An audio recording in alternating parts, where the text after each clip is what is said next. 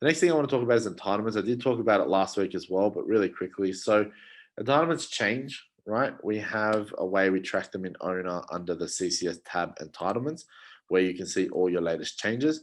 You can see if percentages went up or down, and basically the table will display the child, all their previous entitlements, and then on the right, all their new entitlements. And if their hours went up, they'll be green and up arrows, and if the entitlements went down, there'll be red and down arrows, okay?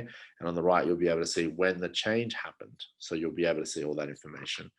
Now, the other thing to note as well is the caps on entitlements, the 1220 cap especially, and the 1067. So looking at the slides, if a child's non-school age, they have a daily cap rate of $12.20, which means you take the total fee for the center.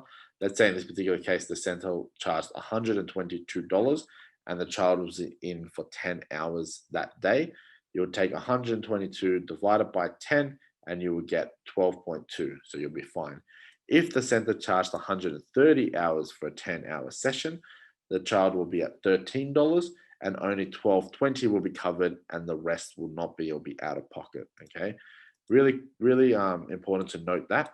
And also really important to note that non-school age, school age children have a $10.67 fee.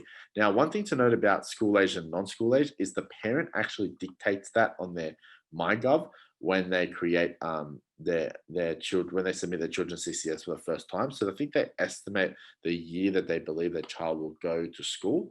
Now, things change down the track, and if that's not the case, the parent can always go in and update that. Okay, but it bases it off that whether they're non-school aged or school aged, what their cap will be, as well as one thing to note is the annual cap rate.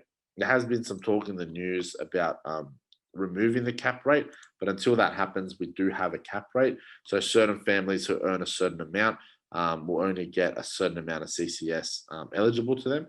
And once they reach that cap rate for that year, that financial year, they'll need to pay full fees. Okay. So that is something you need to keep on top of as well. Parents can see all that through their MyGov and they do get letters and stuff sent out as well. Okay. In owner or through the CCS database, we just note if yes, they have gone over it or no, they haven't.